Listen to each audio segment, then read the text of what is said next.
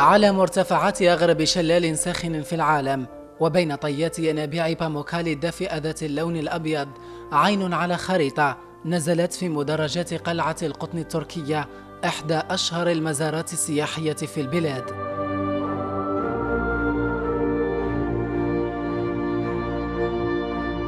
المدرجات الجيرية لباموكالي التي تشكلت عبر ملايين السنين أدرجت ضمن قائمة التراث العالمي لمنظمة اليونسكو.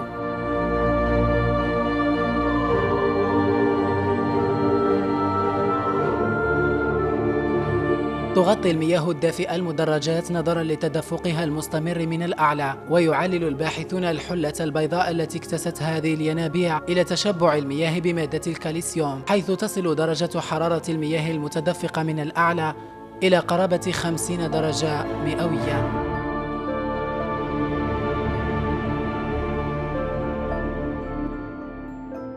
الكثير من العائلات التركية تقصد ينابيع باموكالي الساخنة لقضاء أوقات فراغهم والتنزه أو لعلاج آلام العظام والمفاصل، علاوة على تدفق أفواج غفيرة من السياح من خارج تركيا للاستمتاع بهذا الجمال الطبيعي الخلاب.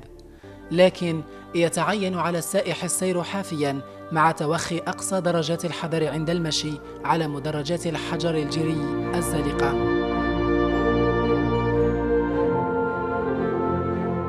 في الليل تزهو هذه الترسبات الجيرية بلونيها الأبيض والرمادي في منظر يشبه سفوح جبال الألب عند ذوبان الجليد، أو كأنها قلعة من القطن تخطف عقول وقلوب الناظرين إليها.